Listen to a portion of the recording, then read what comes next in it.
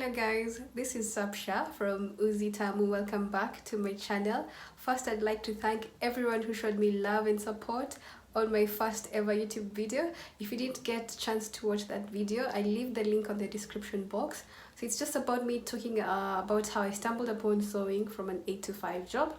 And today I'm going to show you a tutorial about what I call the life hack hand stitches. These stitches can help you in any situation. Maybe if you happen to rip your garment, your hem, and it doesn't matter if you're a guy or a lady. I believe it is essential to learn some of these basic stitches. You never know when you might need them. So let's get on with the tutorial. My first life hack hand stitch is the running stitch, which I'll show you in this tutorial. Thank you. So guys, welcome to the tutorial. The running stitch is one of the simplest stitches that you can do in that quick fix situation. And what you need for this tutorial, just your needle and your thread. Make sure you thread your needle, just any piece of fabric or the real garment you might be working on, and then something to snip your thread. I'm going to use this sort of like a tweezer thing, and then I normally put a knot at the end of my thread to just help with preventing the thread from coming off. So what you're going to do, take this as for instance, this is your hem or wherever you're working on the fabric. I've just folded the fabric twice and ironed to give me a neat work.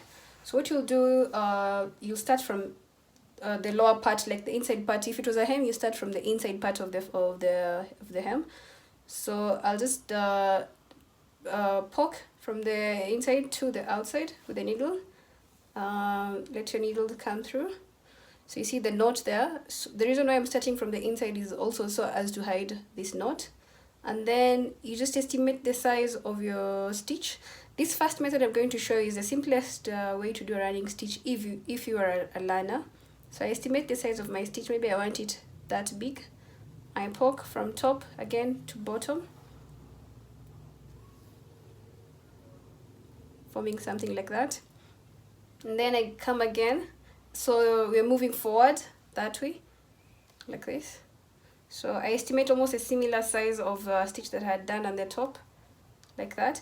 And then make sure you try to align your stitches. If you must, you could draw a faint line either with a pencil so that you have neat stitches. So you see, it's just up, down, and moving forward. And then I estimate this similar size and make sure it is on that line.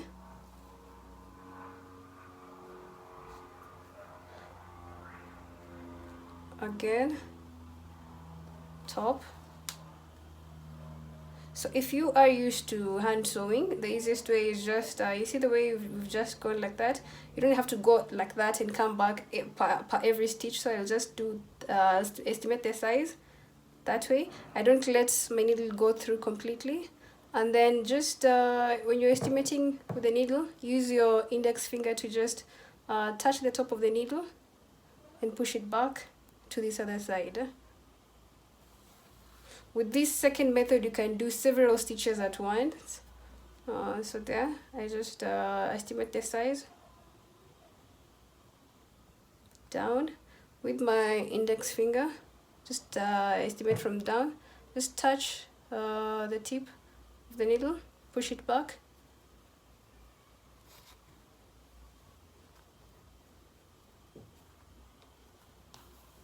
There you go. And then you can even pile several stitches. 1, 2, 3, and up until you feel that the needle is full. So you see, this is a very quick fix stitch for that situation that you're in. See what you have and what you have at the back of the fabric. They're almost similar. This stitch is not really a very strong stitch, so it will just hold for the moment before you get to a place where you can do a better stitch. And then you can also use the running stitch to make gathers by hand. If you are working on maybe just a small project and you wanted gathers on if you're doing maybe a curtain or something, you once you've done a running stitch like that, you just pull the thread like this, See, it creates gathers, so you can arrange the gathers and do a top stitch here so that you can hold the gathers. Apart from making gathers with the running stitch, you can also use the running stitch for embroidery by hand. Let's say you have a plain coat like this. This is just a DIY that you can do, an idea. So you see, like here at my rib here on my wrist, I have this rib here. It's a bit plain. This coat is also plain. What you can do is just do like a running stitch on this part around with a different color of thread to just give your coat an element and give it a new look. Okay, so we're done with the running stitch. As you can see, it's a very easy and fast stitch to do. If you like what you've seen, you can subscribe to my channel for more videos. I'm going to show you that on the next video. I'm going to show you the back stitch.